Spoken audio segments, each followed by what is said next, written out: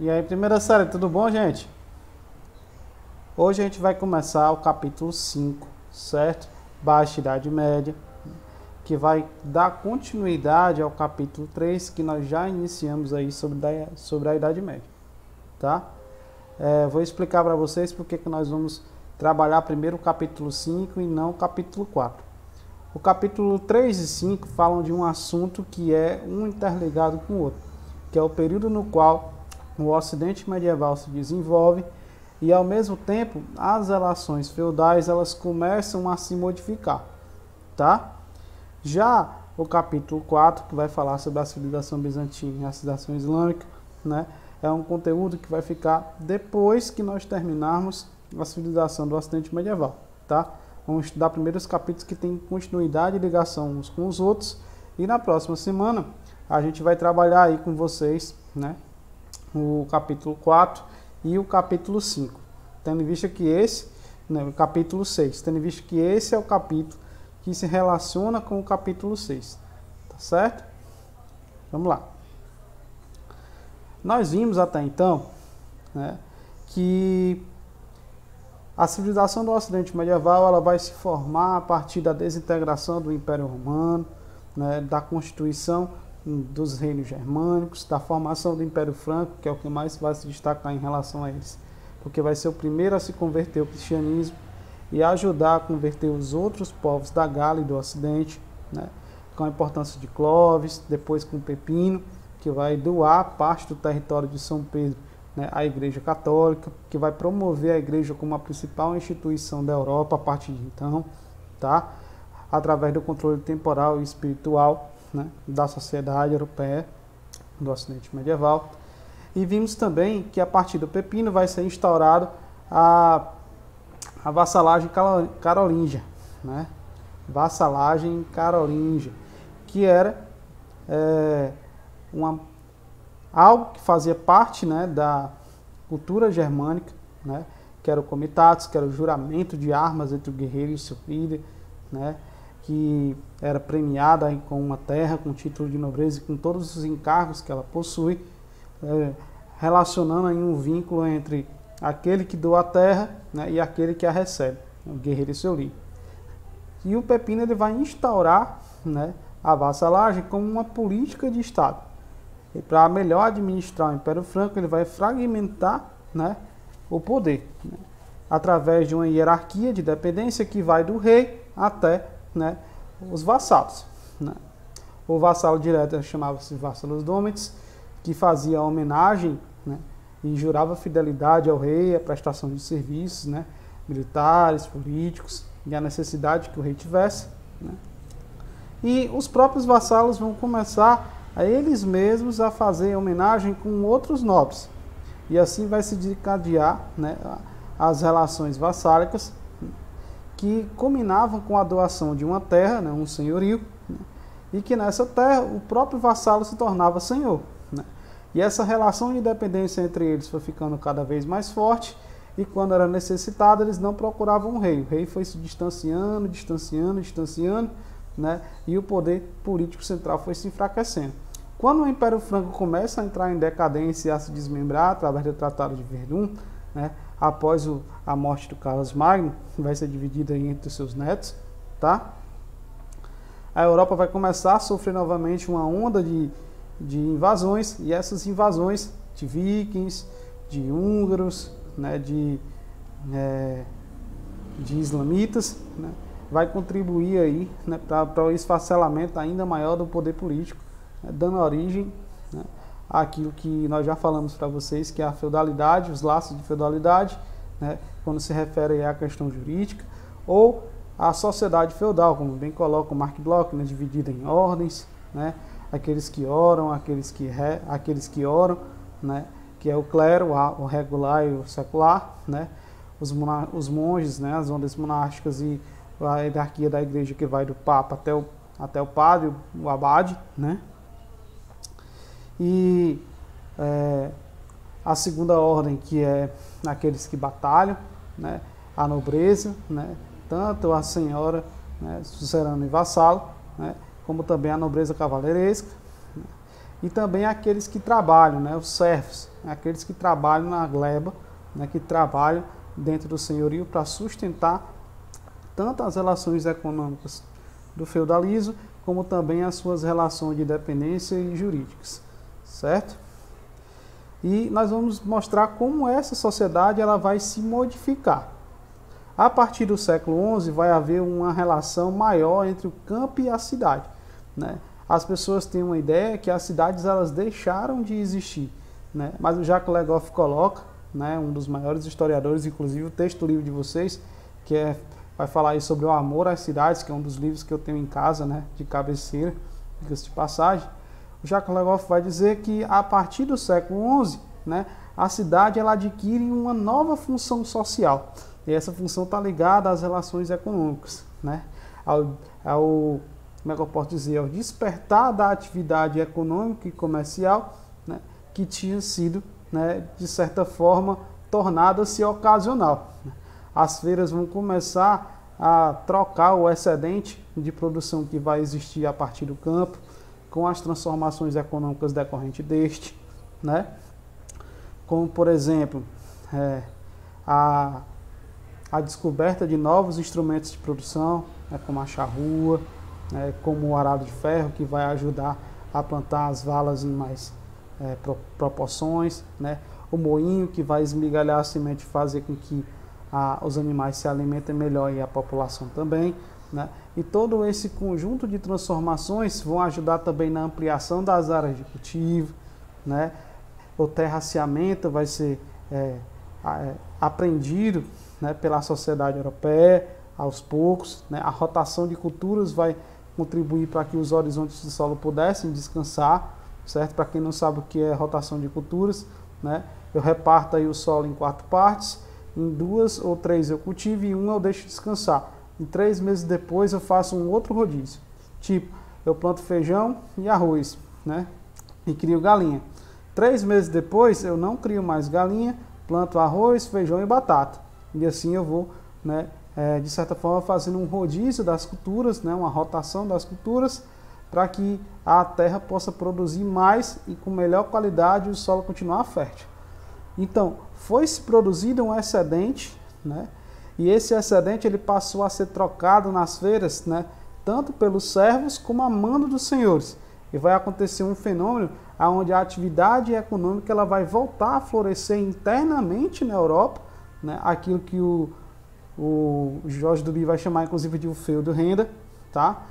Foi uma necessidade do próprio sistema, a atividade comercial ela ter se revigorado, tá? Primeiro através das feiras, onde acontecia também naquela localidade os burgos, né, que era o lugar onde as feiras aconteciam, e por isso que a classe mercadora vai ficar conhecida como burguesia, né, os mercadores e os banqueiros, aqueles que emprestavam dinheiro a juros, que inclusive era uma prática condenada pela igreja, a prática da usura, né. A igreja nesse período vai se tornar uma instituição bastante poderosa, vai controlar os grandes centros de saberes que vão aparecer, como as universidades, a partir do século XII, né, vai ter a construção aí do esplendor da Idade Média, aquilo que o Jacques Le Goff inclusive vai chamar de uma bela Idade Média, as universidades, as catedrais, né, a arte vai se desenvolver, né, o intercâmbio com o Oriente vai voltar a florescer, de certa forma, a partir dos mosteiros, a partir do contato com a civilização bizantina, né? Então a Idade Média ela vai ter um grande salto de desenvolvimento entre os séculos 11, 12 e 13. E o retorno da atividade comercial também vai ser influenciado, né? Esse novo papel que as cidades vão ter pelo aceleramento do tempo, né? Pela construção aí das oficinas de trabalhadores, né? As chamadas corporações de ofício, de artesãos, de comerciantes, que é as guildas, né? E onde vai ter o jovem, o aprendiz, né, e o mestre vai ensinar o seu ofício a eles e ele vai contribuir aí, né, para o desenvolvimento econômico das cidades. As cidades vão ter um crescimento exorbitante, né. Até o século XI as cidades tinham 2 funções, as cidades medievais. Ou ela estava relacionada à questão administrativa, ou estava relacionada à atividade episcopal, religiosa, quando havia um bispado, né. Quando aquela cidade se desenvolvia de alguma forma, ela tornava-se uma diocese, tá? Então, haviam as chamadas cidades episcopais e administrativas, né? E a partir do século XI e XII, como coloca o Jacques Legoff, vai acontecer, né, o desenvolvimento de um mercado interno através do excedente de produção, né, que vai gerar aí a importância da atividade comercial.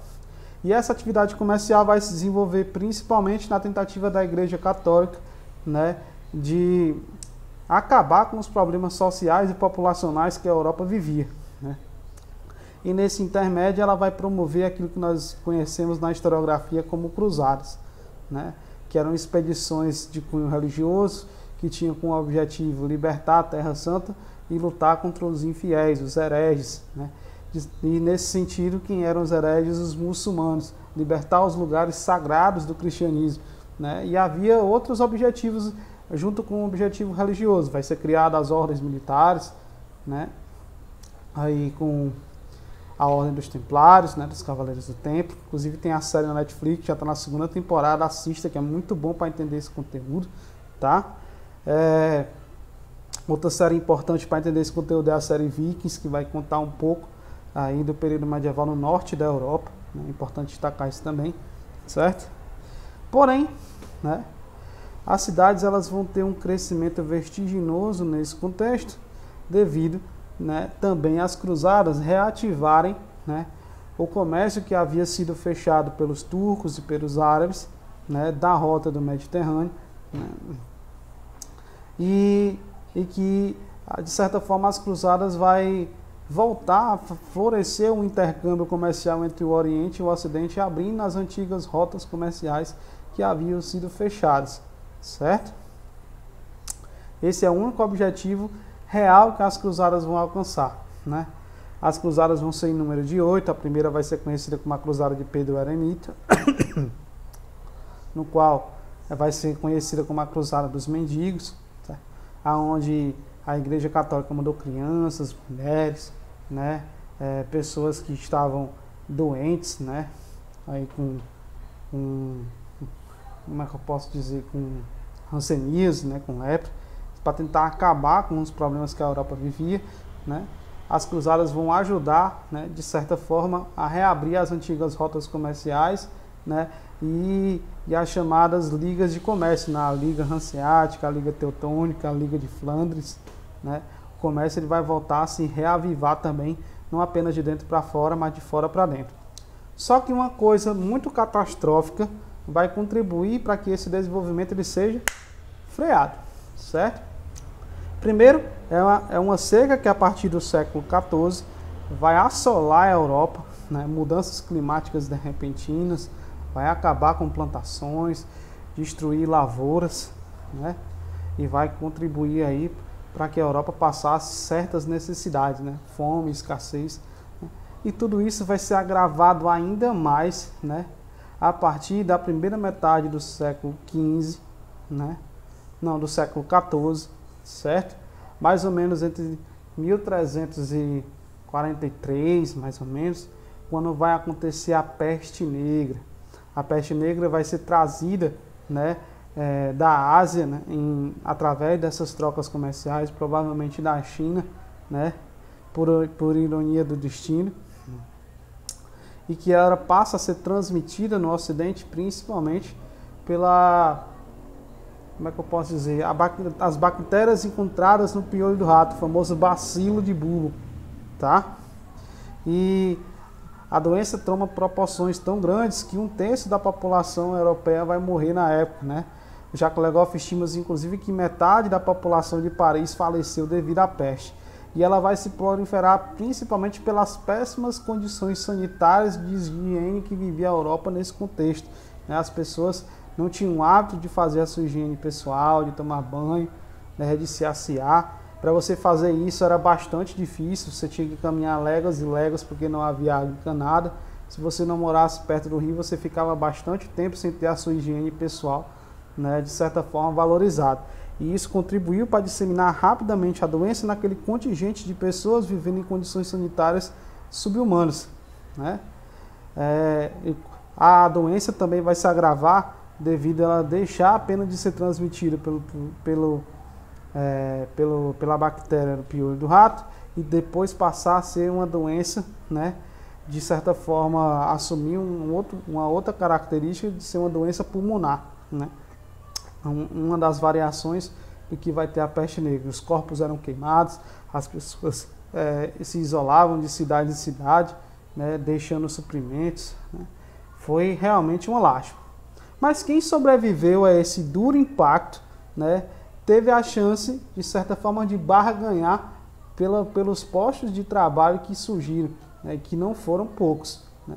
Assim, os servos vão começar a questionar, né, as capitulares e principalmente, né, a sua relação jurídica para com os senhores. E vão acontecer na Europa Ocidental muitas revoltas camponesas, certo? Muitas revoltas, né, contra a servidão. As Jaqueries na França vão ficar bastante famosas, inclusive a revolta de Joana d'Arc, que vai impedir, né, alguns episódios aí da Guerra dos 100 Anos, lutando, né, junto com o exército e a nobreza francesa contra os ingleses, também faz parte disso, tá? E essas revoltas vão acontecer na Inglaterra, na Alemanha, na França, né? E vai acontecer também a construção de comunas, né, que eram uma espécie de comunidades independentes, né, daqueles servos que não queriam mais ser dependentes dos senhores, né? Vão surgir as vilanias e etc. E vão questionar a ordem social vigente. E a contradição de tudo isso é que a classe burguesa vai continuar crescendo, né? Os problemas no campo vão continuar aumentando, e na tentativa de fazer com que a nobreza não perdesse seus direitos e seus privilégios, né, ela vai decidir fazer uma aliança com um dos nobres mais poderosos, que era o rei, né? E vai constituir aí o nascimento dos Estados Nacionais modernos, que é o assunto, inclusive, das nossas próximas aulas, tá? Gente, ó, eu vou abrir aqui a nossa atividade de hoje para vocês verem a nossa agenda, tá certo? E eu continuar explicando um pouquinho mais sobre essas transformações que a Europa vai ter, tá, na chamada Baixa Idade Média, e do convívio e da relação entre campo e cidade, tá? Já a gente volta a comentar, né? Ó, passar aqui minha agenda.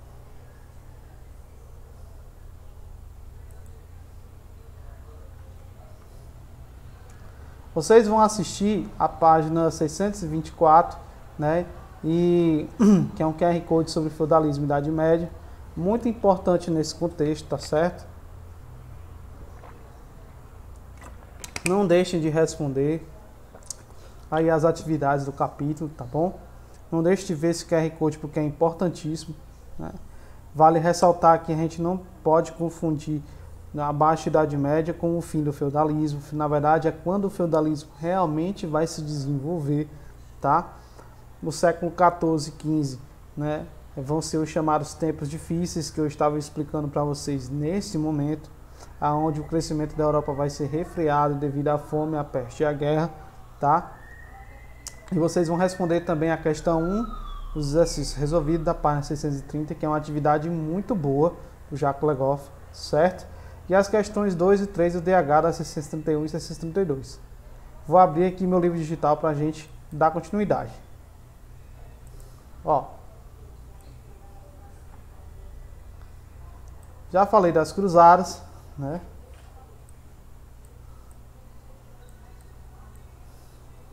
Vou falar aqui alguns dos objetivos importantes das cruzadas, né? Além do religioso, que eram as expedições, tentativa de acabar, né, com os problemas sociais que viviam na Europa, resgatando os lugares sagrados do cristianismo, que estavam nas mãos, né, daqueles que a Igreja Católica chamava de infiéis, os muçulmanos, né, em Jerusalém, diga-se de passagem.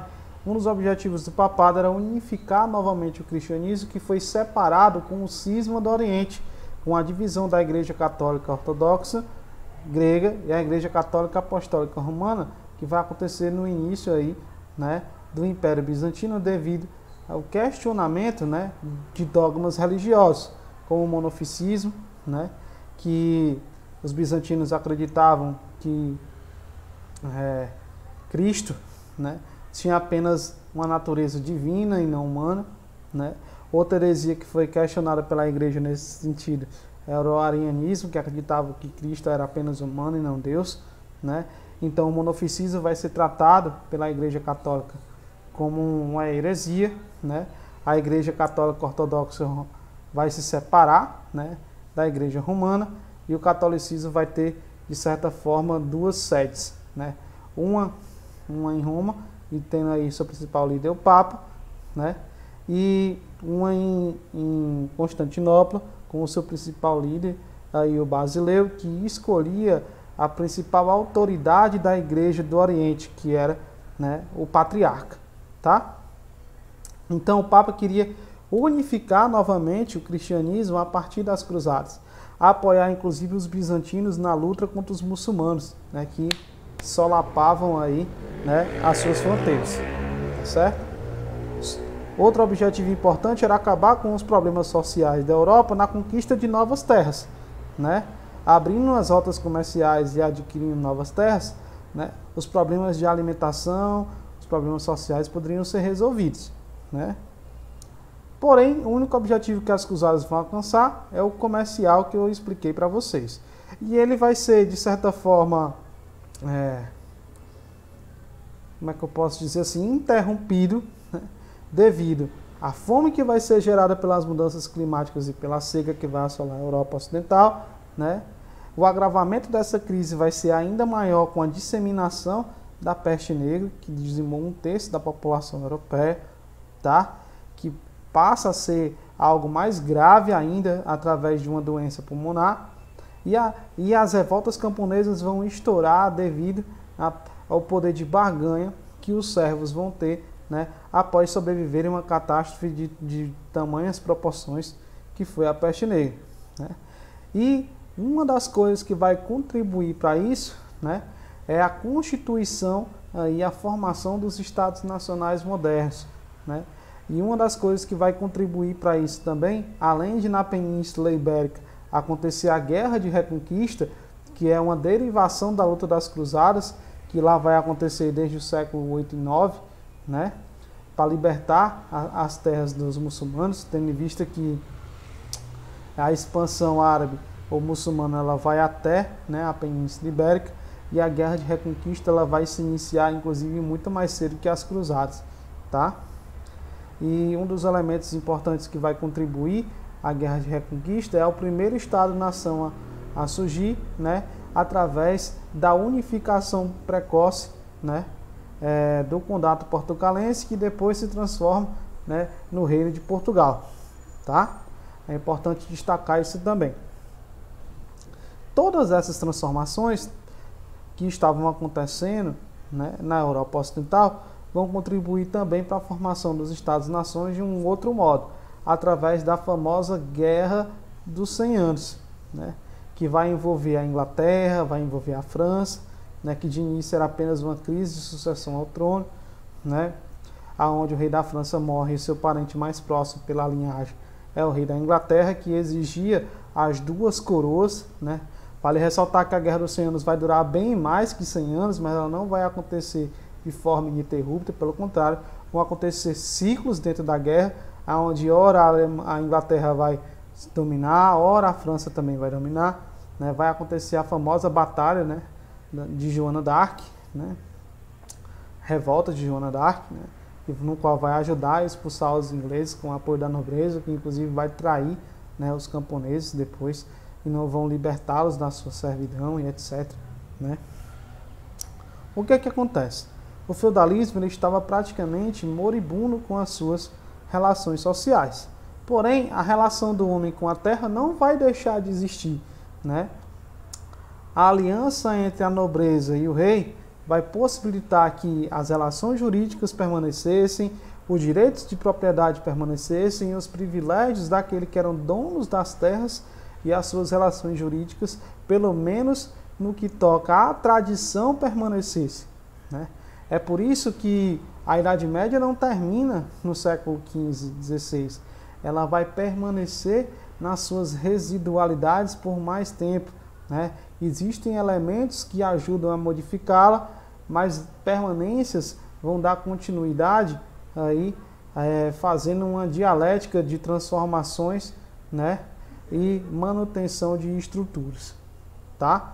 Que só vai realmente se consolidar e transformar quando a classe burguesa vai solapar durante a crise do antigo regime, né, aquilo que havia permanecido da sociedade feudal, né, permanecido das relações senhoriais, e vai instaurar a sociedade capitalista como nós conhecemos, tá certo? Gente, eu espero que vocês tenham gostado da nossa aula de hoje, tá? Esse conteúdo ele é bem rico, historicamente falando, certo? É um tempo muito curto para a gente falar de mais de 1000 anos de história, mas é apenas um resumo que a gente tenta trazer para vocês uma visão daquilo que nós aprendemos, tá? Espero que vocês tenham gostado da aula de hoje, né? Aproveitem as dicas aí de filme que eu passei, tá certo? Que eu indiquei séries também, né? A Cruzada é um bom filme que vai tratar sobre o assunto desse capítulo, tá certo? Não deixe de olhar a agenda porque lá vai estar as diretrizes da semana, vai estar o calendário de postagens, tá certo? E também não deixe de realizar as atividades do Portal SAI para não fazer com que a nota de MA de vocês caia e vocês sejam prejudicados, tá? Fiquem com Deus, um grande abraço e até a próxima.